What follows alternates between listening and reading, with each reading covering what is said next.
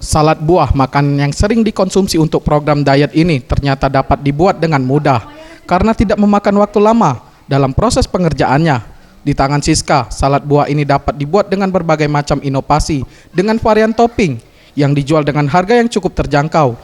Menurutnya, untuk bahan utama dalam proses pembuatannya diawali dengan memilih buah yang banyak kandungan vitaminnya seperti apel, kiwi, anggur, stroberi, serta buah lain sesuai dengan selera. Kemudian, buah tersebut dicampur dengan mayones dan susu serta yogurt. Untuk salad buah ini dijual seharga Rp20.000 per cup. Ya, awalnya itu karena suami saya itu hobi buah. Nah, dan suami saya itu karena gemuk, jadi pengen diet. Nah, saya olah, saya bikin buah-buahan menjadi salad buah. Nah, dan saya coba upload di media sosial saya.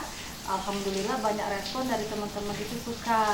Nah, dan saya terpikir di Palembang ini tidak ada salad buah toppingnya warna-warni.